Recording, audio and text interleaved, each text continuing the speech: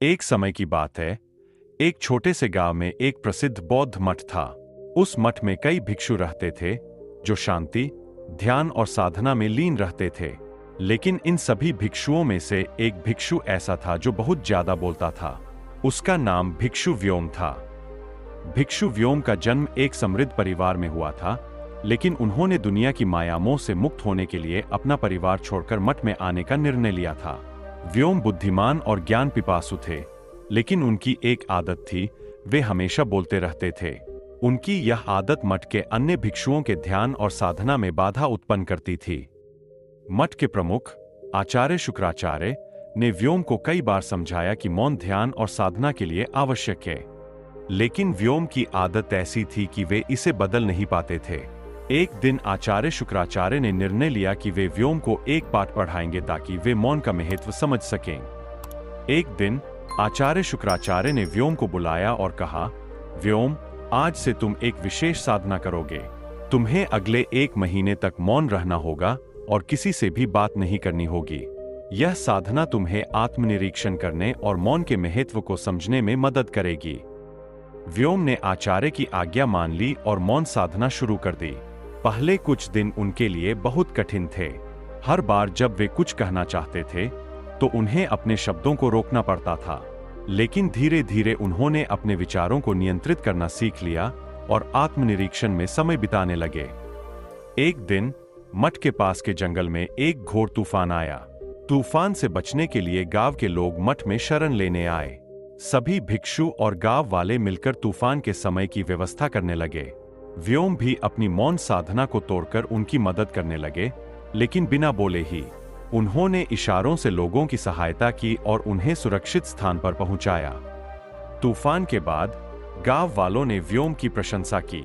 उन्होंने देखा कि बिना बोले भी व्योम ने कितनी कुशलता से सबकी मदद की। आचार्य शुक्राचार्य ने भी व्योम की सराहना की और कहा, देखो व्योम, तुमने बिना बोले भी कितना कुछ किया है। यह है मौन का असली महत्व। शब्दों की बजाय कर्मों से अधिक प्रभाव पड़ता है। व्योम ने इस अनुभव से बहुत कुछ सीखा। उन्होंने महसूस किया कि मौन में एक विशेष शक्ति होती है जो आत्मा को शांति और स्थिरता प्रदान करती है। वे समझ गए कि जब हम मौन रहते हैं तो हम अपने भीतर के सच्चे स्वरूप को देख पाते हैं और उसे महसूस कर पाते हैं।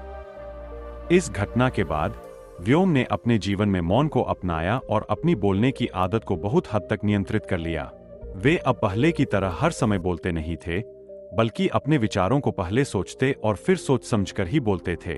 उनकी साधना में भी सुधार आया और वे अपने ध्यान और साधना में अधिक गहराई तक जा पाए।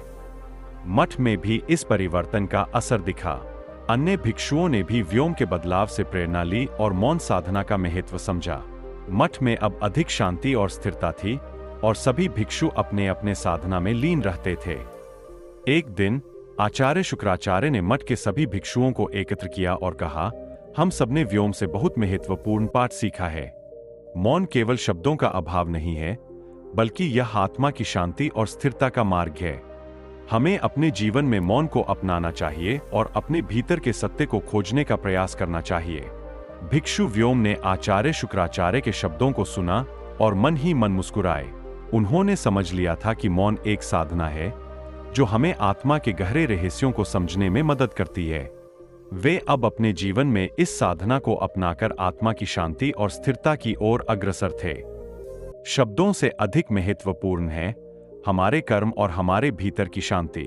मौन में एक विशेष शक्ति होती है जो हमें आत्मा के गहरे रहस्यों को समझने और उन्हें महसूस करने में मदद करती है। जब हम मौन रहते हैं तो हम अपने सच्चे स्वरूप को देख पाते हैं और उसे समझ पाते हैं। यही है मौन का असली महत्व।